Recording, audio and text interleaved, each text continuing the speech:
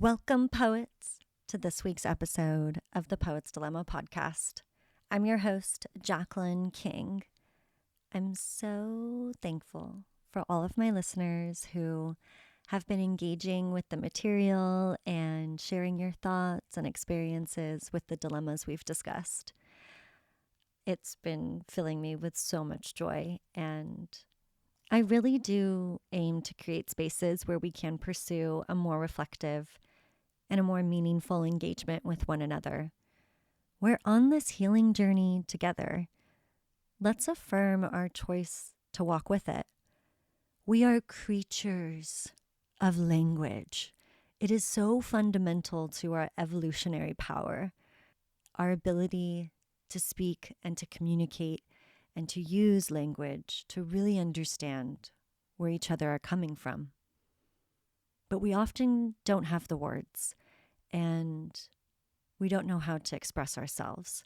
And so this podcast is giving us a step forward into that direction of how do I express who I am, what I feel, and how do I transcend it? How do I overcome it?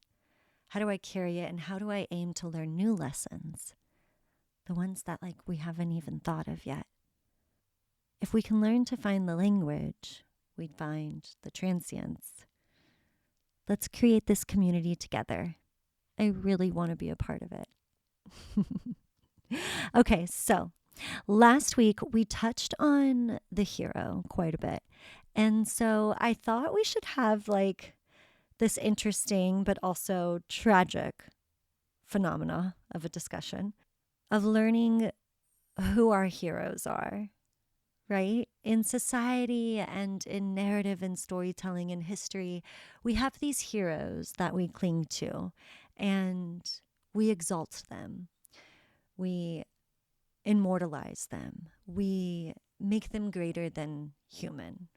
They're the Superman, right? The Übermensch. But what we come to realize is that they are not Übermensch at all. They're just regular human beings with notoriety and fame.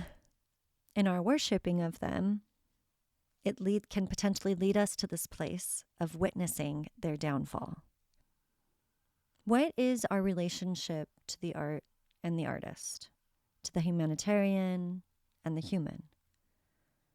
There is so much to be gained with having representation, with folklore, and there's so much wisdom in these narratives of history. But we don't seem to digest them, to incorporate them, to integrate them into our lives. I feel like we're constantly learning the same lessons over and over again. And what we do is we uphold these heroes. We give them a name and a color and a representation and a theme. We give them all this power. And then when they flaw, that's all they are, is that flaw. How do we grapple with the reality that people do bad things? Bad people do bad things, and good people do bad things too. How do we come back from the poor choices we make and the negative impact it infiltrates? How do we return to a place of grace, humility, accountability, and thereby reckoning? I think that part is key. Understanding that inherently in our lives, we are going to make mistakes. We are going to be the villain in someone's story. It's inevitable. But if we learn to take accountability, we can overcome that archetype. And its presence was merely there and then gone, like the fleeting of the wind. Because when we take accountability and ownership, that's where forgiveness can be given. A complete release of the past. I want to learn better language to describe how we recover. I want to be able to describe it to you the way I can tell you how the sunrise looks, full of potential and awakened in reverberations of sight and sound, meeting in the place of resolution and growth. What if that was a commonplace? What if we knew how to move forward and release ourselves from any shame and guilt and pain that we may have been carrying?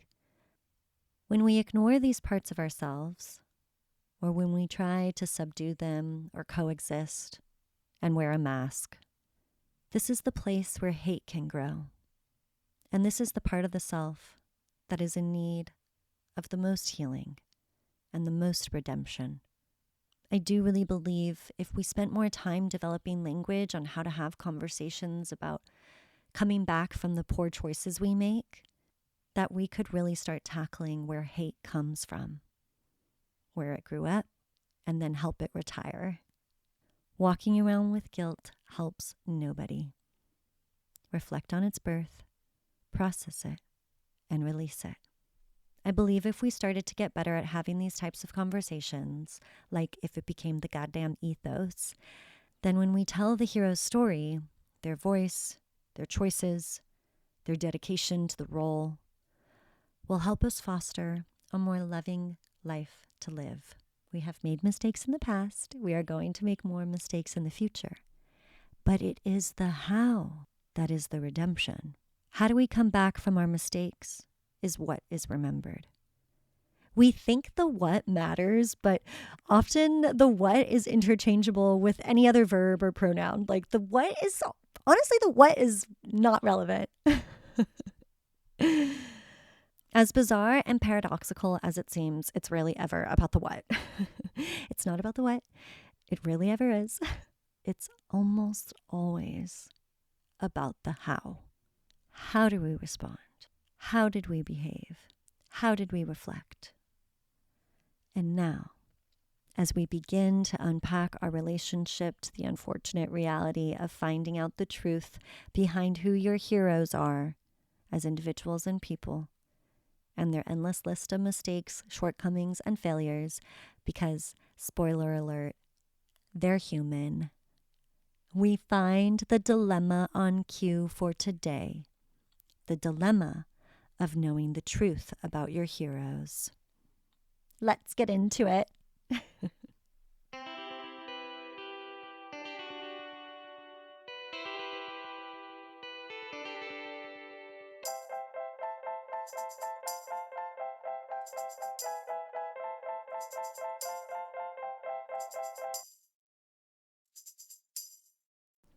This breaks my heart every time I think about it. People are not always who they say they are, or who we idealize them to be. Specifically, like in a capitalistic society where an image of oneself can easily become their greatest commodity, right? And so we can be misled because commodification has no responsibility to truth, because consumerism is meant to try to make a profit. It's inherently evil. It happens far too often when you learn something personal about someone that has sort of been like a demigod in your life, where you've idealized them and worshiped them, and they were inspiring to you. They were like a mentor. Like you felt like you had like a personal relationship to them. You know, like when you're a little girl and like you thought that like John Lennon would have liked you. Are we owed the truth about these people? Is there something about them that belongs to us? Remember, everyone famous profits off of your attention, so we can collectively choose who we pay attention to. We can even choose to ignore people altogether. People will inherently falter. And since this is an inherent human behavior, we must allow room for growth. All the bad people in the world, the only thing that I can think about them is that when they were a child, they didn't receive the attention and love and care and access to education that they deserved. I see a wounded little kid. How do we grow, though? Well, it starts by taking accountability and educating ourselves. I wanted to find a poem that touched on themes of truth and ignorance, but no specific poem was immediately coming to mind, so I took it to poetryfoundation.org and looked up a poem of the day. Not to my surprise, resided the perfect poem for this week's episode. This poem comes as a warning as an omnipresent voice, repeating lessons from our ancestors, begging us to learn from them. We complicate everything sometimes. I call in this lesson of learning from our elders, which also just means learning to not repeat history, because this is at the core of allowing ourselves to become the hero in our own stories. When I say hero of our own story, what I mean is that in order to walk the path of our own self-actualization, we must offer ourselves respect, forgiveness, and understanding. In doing so, we provide the same level of treatment to every single person we meet. Spreading this type of love would cause a comet to explode. Imagine how powerful that would be if every single person looked in the mirror and said, I forgive you. I believe we can get there if we actively affirm education as a human truth. And when I say human truth, what I mean is there is one fundamental truth that we struggle so much to accept because we haven't self-actualized as a society. It is the truth that each and every one of us are equal. Equality is a human truth. We are all born a baby, and that baby is no better than that baby, Because of the passage of time, these babies, they get angry and they grow into selfish adults, so hungry for some semblance of power that they felt was taken from them. But sweet babies, no, sweet babies, don't cry. We can learn to understand that the world is full of plenty. We must learn to understand hate in order to truly feel love. Someone can come back from their shortcomings if we access language and fundamental change. Failing is a beautiful place to be because it means there's a redemption story coming. If you have ever spread hate, it's not too late to redeem yourself from your past. We can come back from the choices we make by affirming our accountability, because really this comes from a deep lack of knowledge. Education is synonymous with equality. If we truly were educated, we would live in equality.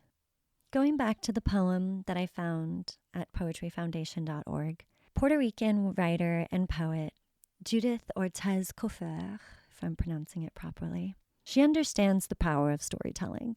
She lived from February 24th, 1952 to December 30th, 2016. And while many of her works were creative nonfiction, she began writing poetry as she believed this is where the essence of language lives. She balances the intersection of memory and imagination and her Latino and American culture, all while investigating the issues that affect women's place in the world. This poem is called El Olvido, written by Judith Ortiz Cofer. It is a dangerous thing to forget the climate of your birthplace, to choke out the voices of dead relatives, when in dreams they call you by your secret name. It is dangerous to spurn the clothes you were born to wear for the sake of fashion, dangerous to use weapons and sharp instruments you are not familiar with, dangerous to disdain the plaster saints before which your mother kneels, praying with embarrassing fervor that you survive in the place you have chosen to live. A bare, cold room with no pictures on the walls, a forgetting place where she fears you will die of loneliness and exposure. Jesus, Maria, Jesus, she says, el olvido is a dangerous thing.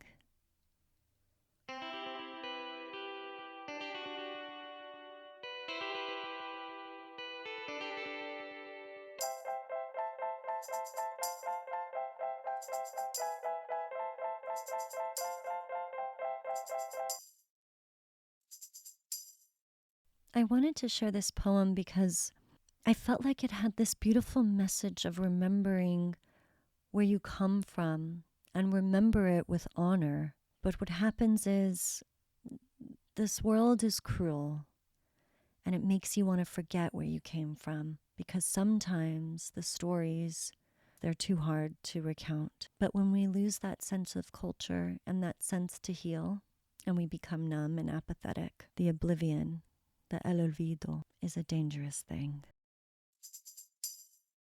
Zooming out from the narrative of becoming our own personal heroes, because I think I touched on that before I read the poem. Whoa, we are all over the place today, aren't we? Coming back to this, right? Idea of like reckoning. Like, how do we collectively reckon with the flaws of our idols that have molded and shaped and influenced our lives in such profound ways? Like when I was a preteen and a teenager and was first learning about existentialism, you'll hear me talk about this philosophical school of thought a lot because it's essentially the foundation of who I am as a person. I was so deeply moved and influenced by Jean-Paul Sartre and Simone de Beauvoir. Simone de Beauvoir was like the first feminist that I read and like was influenced by and moved by and like understood the way society worked, the way women have to move through the world. Jean-Paul Sartre and Simone de Beauvoir, they were actually lovers, though never married. Their works just inspired me greatly. I believed that these two individuals were responsible for developing a whole brand of accountability in this modern era that we exist in. But then when I was in university and started researching for my graduating thesis for my intellectual history degree at UC Berkeley, endlessly reading books. I have this funny memory for like 4 months. I would take a carry-on suitcase to the library on the campus so I could transport all my borrowed books to and from my apartment to the library. And yeah, those were really special days. Those were the days of my intellectual prowess. I had so much vigor and so much discipline. I had so much goddamn hope for the world. God, this was in the aftermath of the 99% movement. Do we remember that?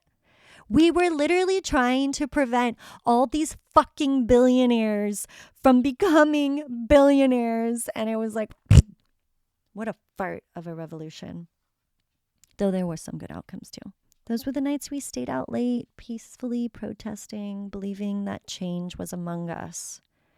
The change we needed to decrease the wealth disparity gap, not increase it. It felt so real.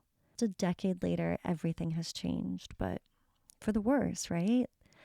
The wealth disparity gap has never been larger. Well, I digress. Let's get back on topic.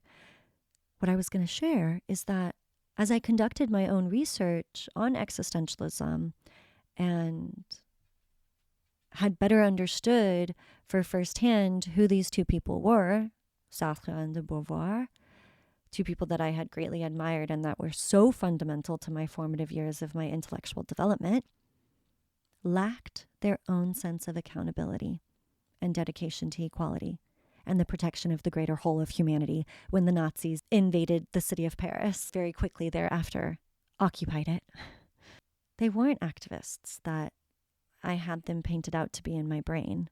They were intellectuals in cafes in Paris. Yes, they were reading and they were writing, but their philosophical discourse broke apart when their reality became an opportunity to demonstrate their words into practice. They didn't stand up to their philosophical discourse. God, and I saw them as phonies. I ended up seeing Sartre as a businessman. It pained me. Thank God, though, Albert Camus, he stood true to his intellectual word. His writings matched his actions. But yeah, I think about this and I'm like, could Simone have done more? Could she have resisted and used her power and voice and status to protect and save more people?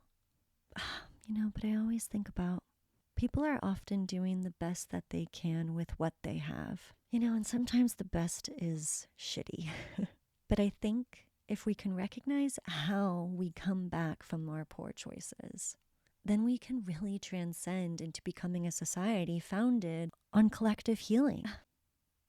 But I think about this question: what is the ethical responsibility the wealthy and famous individuals hold to society? Are they morally obligated to use their voice to represent the fundamental human rights of existence? I.e., we learned what that was. Let's all say it together. Equality. I think about, like, does Kim Kardashian owe us anything? I don't know what the answer is, but I feel like she does. It creates this mass confusion in my mind that I still have no idea how to resolve. I carry this sort of like let down, whoa, like this thought of, you're not who I thought you were. And at the same time, who am I to make a judgment? What we need to remember is that people often do the best they can with the resources they have. I know I've done that. I know that I have personally hurt people, albeit never intentionally or methodically in a manipulative kind of way. I don't get off on that type of power play. My kinks are far more innocent. But intention means nothing when someone perceives a very different outcome. There have been countless times that my own lack of care, thoughtfulness, attentiveness thwarted a negative experience with me. But intention means nothing when someone perceives a different outcome. And that's why it's almost always about the how, not the what. So when someone misperceives you, reckon with the how you approach it, not about the what occurred.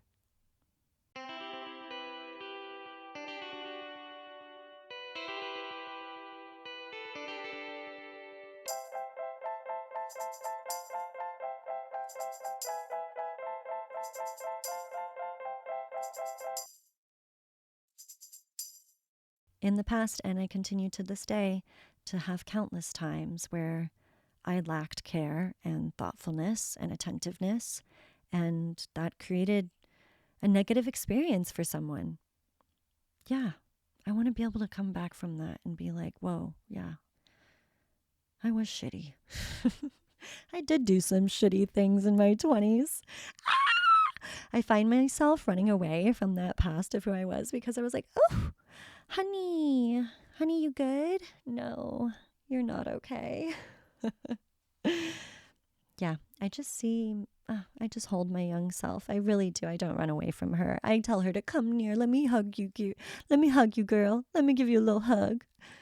I see her as someone who was, I'm hugging myself right now, actually. I just subconsciously grabbed myself. I see my younger self as this woman who was just acting out of complete desperation. So desperate to belong, desperate to be loved, to be accepted, so desperate to find herself and the role that she played in this theater of life. Just so desperate to create a sense of safety, protection, and security. But I didn't know what those things looked like, felt like. I just know that I wanted it. I lacked all those things in my 20s, and the broken friendships, toxic boyfriends, not ever boyfriends, were a mirror to all of that behavior. I have empathy for her, for that woman I was. I didn't know any better. I was doing the best I could with the little resources I had as I learned to unlearn my thought patterns, my reactive personality, my insecure brokenheartedness that shattered when I was such a little girl, and my complete self-centeredness that took everything, and I mean everything, so goddamn personally. I share all of this to say that I, from firsthand experience, I know what it's like to ask for forgiveness from the people that I have hurt.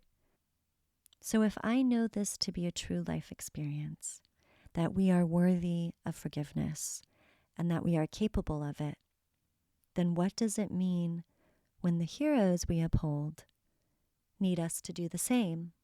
How do we create dialogues that focus more on the reckoning of our behaviors and choices and actions so that we can better educate ourselves and cultivate the path of healing? We need to be like, oh no, you fell. It's okay. You can get back up. You're okay. Oh shit, you're bleeding a lot. No, you're good. You're good. We're going to heal. You're good. You're fine.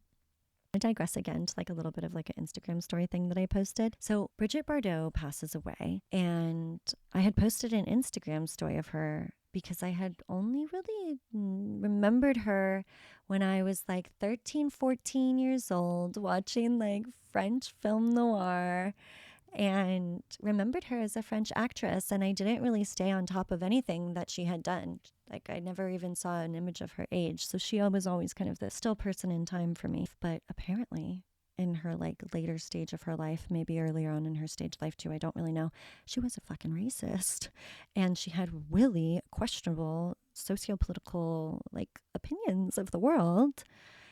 And so I was like, fuck. So I deleted it, and I was like, damn, I didn't know. Like, I'm glad that I know, but fuck. How do we recover from like exalting artists who are terrible people? What do we do with that information as a society? How do we talk about it? How do we coexist with it? How do we transcend it? When I hear individuals share closed-minded perspectives of life, like believing in anything that isn't founded on the fundamental belief of universal equality, because that's why we're here. Universal equality, it's a birthright. And so is access to education and healthcare services. God, when someone is a racist, you just fucking know that it's coming from a place of the lack of knowing. It comes from a place of complete and utter ignorance. They are afraid because they're not educated. We think that money is power. No. Education. Edu-motherfucking-cation is the strongest power. God, and you want to know what? Why we're not all educated and why capitalism needs fucking racism to thrive? It's because it's a singular ladder we all have to climb. They can't have everybody on top. Capitalism is constructed in classes. That's how it exists. That's how it operates fundamentally. Yeah, I got a fucking problem with that. It makes me think about who owns the definition of success and why do we give them power? Capitalism teaches us that competition drives innovation. To be competitive means there is a winner and a loser. Capitalism isn't the only way to drive innovation. Ugh, I can't believe that like we've been stuck in this like evolutionary period of our human timeline. Why have we been stuck in capitalism for so long? It drives me crazy. There are other ways to live. God damn. The commodification of the self is such a shallow place to be. Come on, people. Come on, my poets. Come on. We can do better. Remember, everything is a mirror. I am a mirror to you, and you are a mirror to me. What you believe I am is how you see yourself.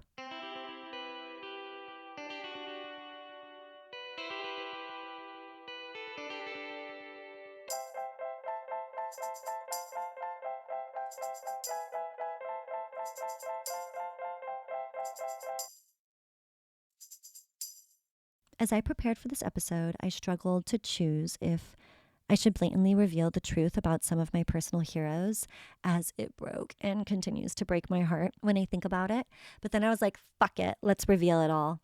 Let's go. Picasso was a massive fucking misogynistic asshole who ruined the careers of so many female artists who didn't bow at his beck and call.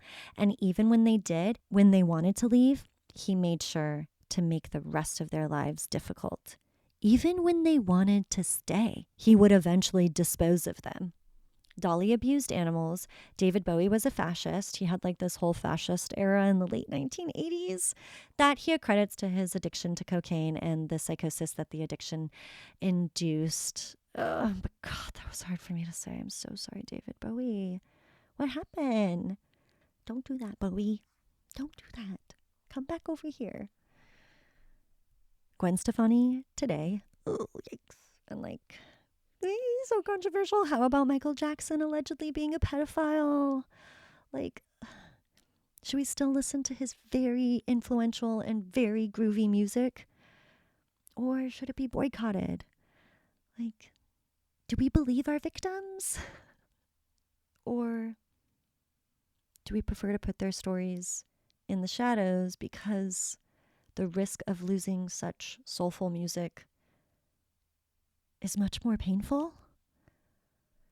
God, in the wake of the motherfucking Epstein files, I think for the first time, we're on the precipice of actually holding pedophiles accountable. God, I hope so. We need to hold them accountable so that we can learn and understand more about the disease. Where does it come from? Why is it so loud? Why is it so wildly prevalent? Like the thing with the Epstein files and the molestation of all these young women, we're acting like men being pedophiles is a surprise. Like, come on. And through choosing to unpack pedophilia, we can learn how we can collectively repair that drive for power. Because, after all, it's never really about the pleasure. It's about the power, control, importance, and a very perverted need to fulfill an empty space of repeated unmet needs.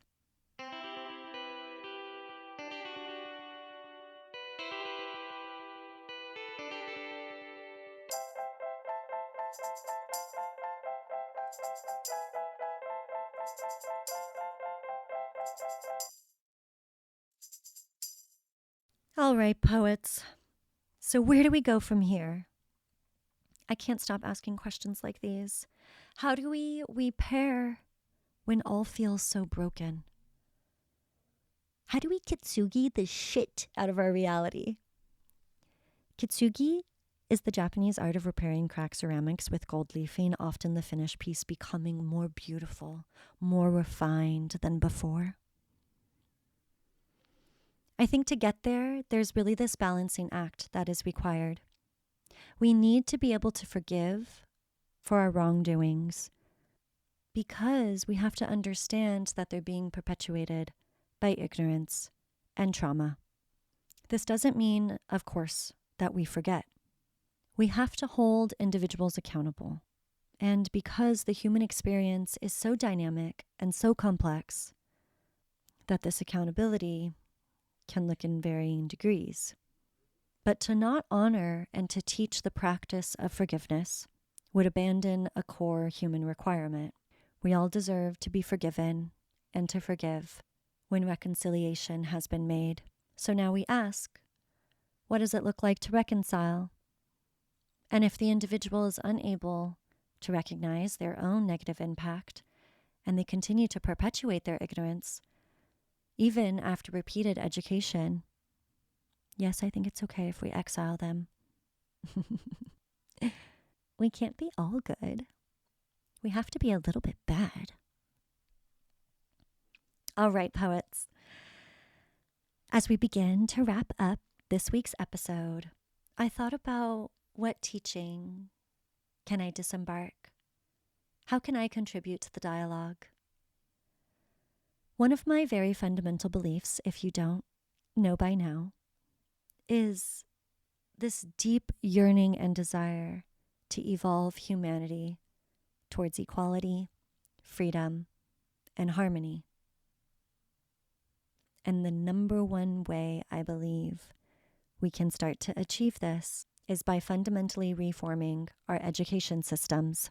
Many of these discussions about accountability, about race, about forgiveness, about healing must begin in schools, at community centers, at the dinner table, you name it. When we start fostering this type of dialogue and education, we help all of humanity. And so, I didn't write this poem for this episode of the podcast, but it feels fitting because it hits on this idea and this theme of intentional human evolution. All right. So right now the poem is called Confidence. It's very much about fostering confidence, but I feel like I might change the title. Let's see. For now, the poem is called Confidence. Come meet me at the doorway where your uncertain shrill pauses and inhale. assurance. You have arrived here on Earth, this precious planet, confidently and proudly, even though it feels like everything tells you don't. Even one's own mind can be an enemy. Silently, the loudest voice, relentlessly gnawing, nothing to trust but the breath. The very validation that lets you know, honey, you are alive and deserve to stand in the power of your pulsing electricity that can't help but shock. And here goes my attempt at onomatopoeia. The sound it makes when the threshold was a place that is now behind you. Cyclical and endlessly impermanent. So, answer me this. Why would the mind, in its ancestral reckoning towards intentional and purposeful evolution, not be preparing us for the fruition of our dreams?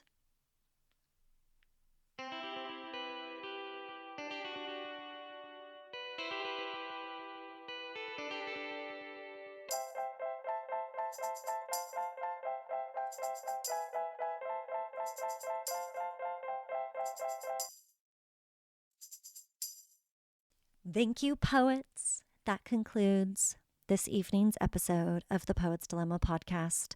I'm your host, Jacqueline King. I know we were kind of all over the place with what we were discussing today, but the moral of the story is let's fucking strive towards forgiveness. Our heroes are fucked up people too. And I truly believe that if we reform our education system and if we invest in it and we start having these dialogues, our language will expand, the lessons will be learned, and we'll strive towards a more beautiful, a more loving world. Let's do it, poets. It's a lot of fun. We should try it. Remember how good it felt to have hope? Let's have hope. Many blessings, poets. Good night.